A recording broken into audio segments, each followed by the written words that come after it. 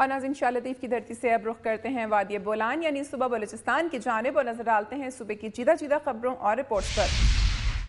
نصیر آباد میں سیلاب کے متاثرین نے ڈپٹی کمشنر کے خلاف احتجاجی مظاہرہ کیا اور دھرنا دیا۔ مظاہرین نے ڈپٹی کمشنر کے خلاف نعرے بازی کی۔ انہوں نے کہا کہ 16 دن گزرنے کے باوجود انہیں خوراک تک مہیا نہیں کی گئی ہے۔ مجبور ہو کر وہ ڈپٹی کمشنر آفس آئے اور 6 گھنٹے تک انتظار کرتے رہے، مگر ڈپٹی کمشنر باہر نہ آئے۔ مظاہرین نے کہا کہ ہماری وزیر اعلیٰ بلوچستان، گورنر بلوچستان اور چیف جسٹس بلوچستان سے اپیل ہے کہ انہیں خوراک اور خیمے فراہم کیے جائیں۔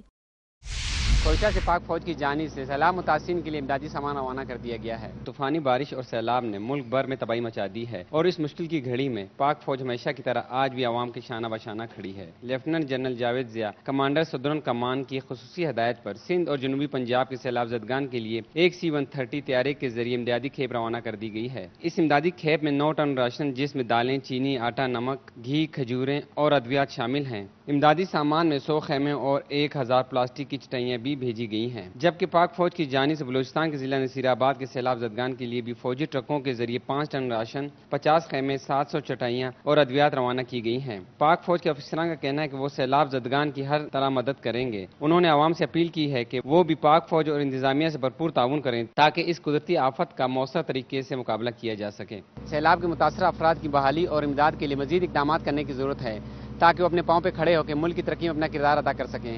کیمرامین خرم شہزاد کے ساتھ فرید اللہ خان، دنیا news, Quetta. Punjabi Pashtun trawlers welfare ایسوسی ایشن کے صدر جہانگیر خان اچکزئی نے کہا ہے کہ نیٹو کو لاجسٹک سپورٹ پہنچانے والے ٹرالروں کا تحفظ یقینی بنائیں گے۔ پریس کانفرنس کرتے ہوئے جہانگیر خان اچکزئی نے کہا کہ تنظیم کے قیام سے نہ صرف ٹرالروں کے ڈرائیوروں اور ٹرالروں کا تحفظ یقینی ہو جائے گا بلکہ ہمارے علاقے کی بدنامی اور رسوائی بھی کم ہوگی۔ انہوں نے کہا کہ ہم FCC سمیت دیگر فورسز سے تعاون کی اپیل کرتے ہیں۔ IG بلوچستان ملک محمد اقبال نے کہا ہے کہ دشمن ملک خاص طور پر بلوچستان میں معصوم جانوں سے خون کی ہولی کھیل رہے ہیں اور قیمتی قومی اثاثوں اور اہم تنصیبات کو ناقابل تلافی نقصان پہنچایا جا رہا ہے۔ کوئٹہ میں ITFP کی دوسری پاسنگ آؤٹ پریڈ سے خطاب کرتے ہوئے ان کا کہنا تھا کہ کوئٹہ میں گاڑیاں چھیننے اور اغوا برائے تاوان کی بڑھتی ہوئی وارداتوں نے معاشرے کا سکون برباد کر دیا ہے۔ نسلی، لسانی اور فرقہ وارانہ بنیادوں پر ٹارگٹ کلنگ عروج پر ہے۔ ان کا کہنا تھا کہ افراتفری اور منافرت کے ناسور سے دشمن مملکت اسلامیہ کی وحدت کو پارا پارا کرنے کے لیے سرگرم عمل ہے۔ امن و امان کے اس بڑے چیلنج کا سامنا کرنا ضلعی پولیس کے بس سے باہر ہے، اس لیے ITF پر انحصار لازمی ہے، جس کے جوانوں کو دہشت گردی سے نمٹنے کے لیے خصوصی تربیت دی جاتی ہے۔ اس تربیت میں 179 امیدواروں نے حصہ لیا تھا، جس میں سے 155 امیدوار کامیاب ہوئے۔ تربیت میں حصہ لینے والوں میں صوبے کے مختلف اضلاع کے BC اور پولیس کے نوجوان بھی شامل تھے۔ اس موقع پر مہمان خصوصی نے تربیت کے دوران نمایاں کارکردگی کا مظاہرہ کرنے والے اہلکاروں کو انعامات دیے۔ پاسنگ آؤٹ پریڈ کے موقع پر تربیت حاصل کرنے والے اہلکاروں نے اپنی مہارت کا عملی مظاہرہ بھی کیا۔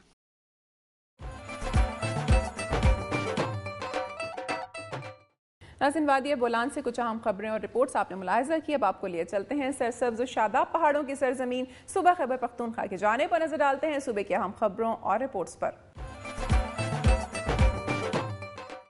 فرنٹیئر کور کی جانب سے قلعہ نواب ٹانک میں متاثرین سیلاب میں امدادی اشیاء کی تقسیم جاری ہے۔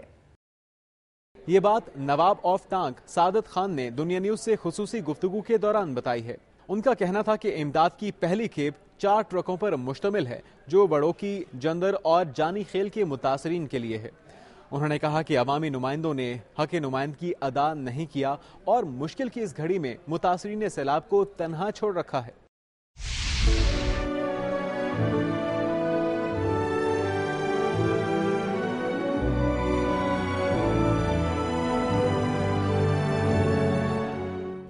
یہ مالاکنڈ کا علاقہ چک درا ہے۔ اپر دیر اور لوئر دیر کو ملانے والے تمام رابطہ پل اور سڑکیں سیلاب کی نظر ہو چکی ہیں اور اب لوگ آمد و رفت کے لیے ٹوٹے ہوئے پل کا استعمال کر رہے ہیں۔ محمد طاہر کی کمر پر لدے ہوئے اس آٹے کی قیمت تو 600 سے 700 روپے ہے، لیکن محمد طاہر کی زندگی کی قیمت محض 100 روپے ہے۔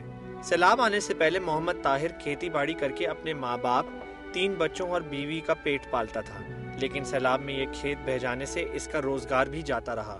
اپنے خاندان کا پیٹ پالنے کے لیے محمد طاہر نے ایک ایسا کاروبار ڈھونڈا جس میں اسے زندگی کی سرمایہ کاری کرنی پڑی، جبکہ اس کا کاروبار کا منافع صرف 100 روپے ہے۔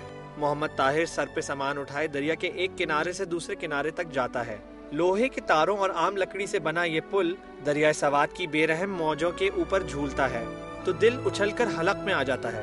محمد طاہر کی پنڈلیاں کئی مقامات پر اس کا ساتھ چھوڑنے لگتی ہیں، لیکن محمد طاہر 100 روپے کے ایک نوٹ کے لیے اپنی ہمت پھر سے متجمع کر کے مسافت جاری رکھے ہوئے ہے۔ اگر پل کی رسی ٹوٹی تو محمد طاہر 100 روپے منافع کے خواب سمیت دریائے سوات میں بہہ جائے گا۔ محمد طاہر کو ایک کنارے سے دوسرے کنارے تک پہنچنے کے لیے سر پر سامان اٹھائے نہ صرف کئی گھنٹے قطار میں کھڑا ہونا پڑتا ہے بلکہ پولیس کی لاٹھیاں بھی برداشت کرنی پڑتی ہیں۔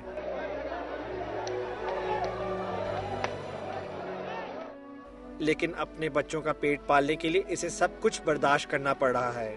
زندگی اتنی ارزاں بھی ہو سکتی ہے، اس بات کا احساس شاید کسی سہولتوں بھرے گھر کے کشادہ کمرے میں ٹی وی دیکھتے ہوئے نہ ہو، مگر 100 روپے کا یہ آدمی اور اس کی مدد سے اپنے گھروں تک راشن لے جانے والے ہزاروں لوگ ابھی تک اپنے گھروں تک حکومتی امداد پہنچنے کے منتظر ہیں۔ کیمرامین راجہ یاسر کے ساتھ عیسیٰ نقوی، دنیا نیوز، چکدرہ، مالاکنڈ ایجنسی۔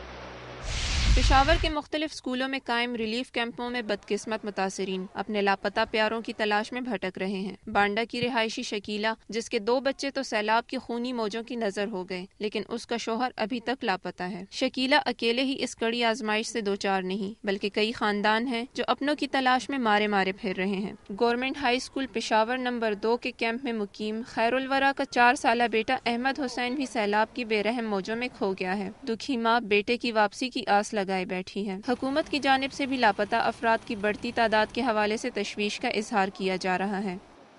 صوبہ خیبر پختونخوا میں حالیہ تباہ کن سیلاب سے جہاں ہزاروں افراد جاں بحق اور لاکھوں بے گھر ہوئے ہیں، وہیں لاپتہ افراد کی بڑھتی ہوئی تعداد اور ان کی تلاش بھی حکومت کے لیے کسی چیلنج سے کم نہیں۔ حالیہ سیلاب نے بہت سے لوگوں کو ان کے پیاروں سے جدائی کا دکھ دیا ہے۔ ایک جانب بے سر و سامانی ہے تو دوسری جانب اپنوں سے بچھڑنے کا غم ہے، جس نے متاثرین سیلاب کی مشکلات میں اضافہ کیا ہے۔ کیمرامین حامد شہزاد کے ساتھ عائشہ تسکین، دنیا نیوز، پشاور۔ ناظرین یہاں لیں گے ایک بریک کے بعد آپ دیکھ سکیں گے رنگپور کے مضافاتی علاقے کھجی والا، مقصود پور، پیردی بھینی، چک نمبر 5 جوانا بنگلہ کو سیلابی پانی نے اپنی لپیٹ میں لے لیا ہے۔